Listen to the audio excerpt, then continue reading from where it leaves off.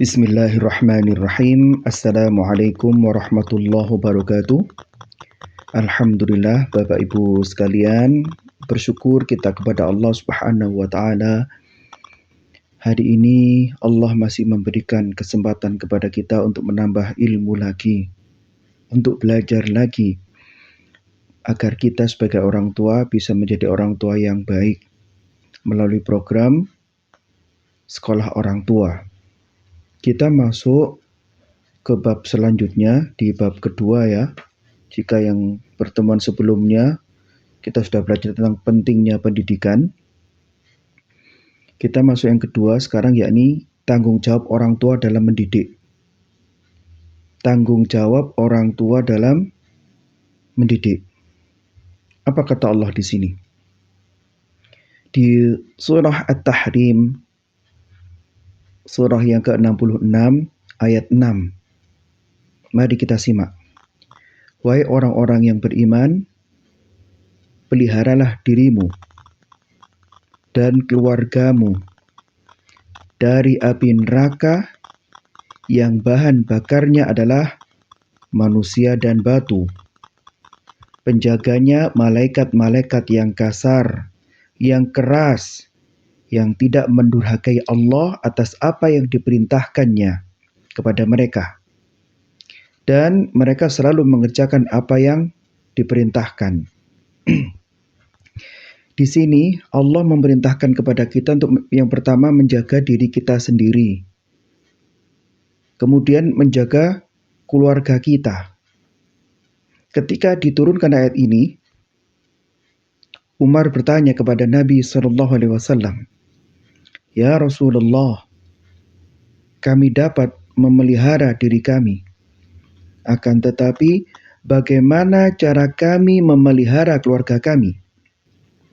Rasul kita yang mulia SAW menjawab, "Engkau larang mereka dari apa yang engkau dilarang Allah mengerjakannya.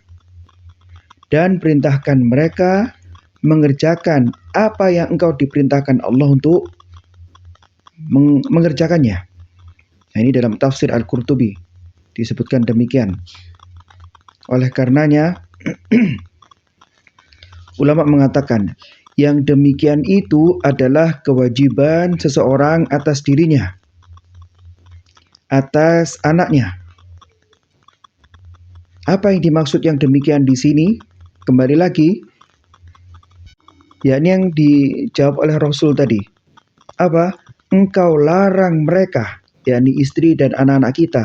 Engkau larang mereka dari apa yang engkau dilarang Allah untuk mengerjakannya.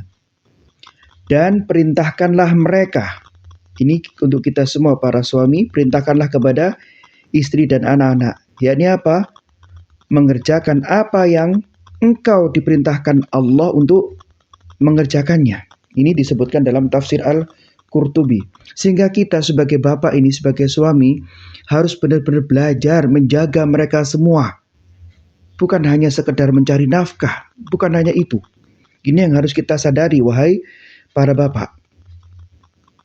Jadi, ulama mengatakan yang demikian itu adalah kewajiban seseorang atas dirinya, kewajiban seseorang atas anaknya, kewajiban seseorang atas istrinya. Kewajiban kita adalah memberikan pendidikan agama, memberikan pendidikan tentang kebaikan, mengajarkan tentang akhlak kepada anak-anak dan istri kita. Perhatikan di sini, ini tugas suami.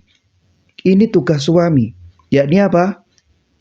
Memberikan pendidikan agama. Maka suami harus ngaji, harus belajar, biar tahu menjadi suami yang baik. Kemudian mengajarkan kebaikan. Maka sang suami harus punya stok yang banyak tentang kebaikan, sehingga bisa memberikan kepada istri dan anak-anaknya. Serta mengajarkan akhlak. Maka sang suami harus berjuang memperbaiki dirinya, memperbaiki akhlaknya agar bisa mengajari istri dan anak-anaknya. Ini maka suami harus sadar di sini, bukan hanya sekedar mencari nafkah, bukan hanya itu. Kemudian Rasul kita yang mulia sallallahu alaihi wasallam, ini hadis riwayat At-Tirmidzi, Beliau bersabda, seseorang yang mengajarkan adab, seseorang yang mengajarkan akhlak kepada anaknya lebih baik daripada bersedekah dengan satu takaran. Rasul kita yang mulia sallallahu alaihi wasallam juga bersabda, tidak ada pemberian seorang ayah kepada anaknya yang lebih baik daripada akhlak yang baik. Mari kita simak sabda Rasul ini, wahai bapak-bapak sekalian. Ini dalam hadis At-Tirmidzi, ya, disebutkan demikian. Jadi tidak ada pemberian seorang ayah kepada anaknya yang lebih baik daripada akhlak yang baik. Akhlak itu yang utama. Tugas seorang bapak adalah mengajarkan akhlak kepada anak-anaknya. Kapan seorang bapak akan ngajar jika tidak ada waktu untuk mereka? Dalam riwayat At-Tabrani juga disebutkan, tidak ada warisan seorang ayah kepada anaknya yang lebih baik daripada akhlak yang baik. Ketika Rasul Shallallahu Alaihi Wasallam ditanya tentang hak seorang anak atas ayahnya, maka Rasul menjawab, memberinya nama yang baik dan mendidiknya dengan baik. Ini riwayat oleh Al-Baihaqi dalam Syu'abul Iman.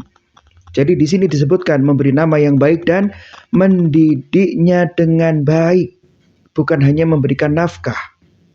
Maka tidak diragukan lagi adat kebiasaan dan pola pikir lingkungan seseorang yang berkembang sangat berpengaruh dalam membentuk perilakunya, sangat berpengaruh membentuk kepribadiannya di saat dia, yaitu anak-anak kita, besar nanti. Makanya di saat anak-anak kita bermasalah, yang paling penting introspeksi diri adalah kita sebagai orang tuanya. Kita sebagai orang tuanya. Wabil khusus ini tadi yang pertama adalah bapaknya. Ibu memang sekolah yang utama dan pertama, namun bapak adalah kepala sekolahnya. Oleh karena itu, sudah menjadi kewajiban orang tua untuk menjaganya, menjaga anak-anaknya dengan benar, membina anak-anak melalui akhlak yang mulia, dan apa saja yang bisa memberikan manfaat kepadanya, yakni anak-anak kita di dunia dan di akhirat. Ini harus benar-benar kita fahami. Sayangnya, banyak orang tua yang sibuk dan bekerja keras siang malam dalam hidupnya hanya untuk memenuhi kebutuhan materi anak-anaknya. Bisa memberi makan, minum, pakaian, biaya sekolah. Kebanyakan kita, yakni orang tua, menganggap seperti itulah tanggung jawab, padahal bukan hanya itu. Para orang tua tadi itu mengira bahwa kewajiban mereka hanyalah sampai di situ saja, nggak ada yang lainnya. Padahal sebenarnya tidak demikian. Maka kita sebagai seorang ayah yang banyak menghabiskan waktunya di luar rumah, jauh dari keluarga, tidak sempat mengawasi perkembangan akhlak anak-anaknya, dan tidak punya waktu untuk memberikan bimbingan kepada mereka, maka nanti akan merasakan penyesalan tatkala anaknya sudah tumbuh besar. Ia tidak akan dapat menerima akhlak anak-anaknya yang boleh jadi tidak bagus, marah-marah.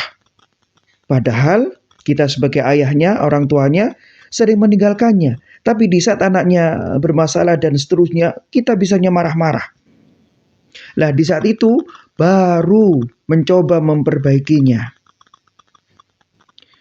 Si anak kita bukan kawat lagi, tapi sudah menjadi besi. Jika dulu waktu masih kecil, masih berupa kawat, mudah dibentuk.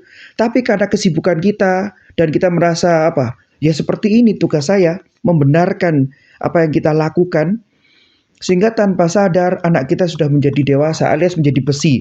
Sehingga di saat ada yang kurang baik, kita semakin kesulitan untuk membenahinya. Pun pula seorang ibu yang tidak peduli dengan anak-anaknya, sibuk dengan pekerjaan rumah, kunjung sana, kunjung sini. Ibu yang seperti ini benar-benar telah melalaikan hak anaknya. Kalau tidak menunaikan hak kepada anak, anak tidak menerima haknya, bisa kan kita sebagai orang tua disebut orang tua yang zalim kepada anak-anak kita? Kita sebagai orang tua mungkin menuntut anak kita untuk birrul walidain. Namun boleh jadi kita lupa bahwa ada birrul aulad, berbuat baik kepada anak-anak. Banyak di antara kita yang boleh jadi lupa. Jadi kita boleh jadi sudah melalaikan hak anak-anak kita, menghilangkan banyak kebaikan bagi mereka, serta tidak menunaikan hal yang sangat penting dalam hidup mereka. Sebab seorang ibu adalah pembina generasi di mana mereka menjadi masa depan umat, generasi umat.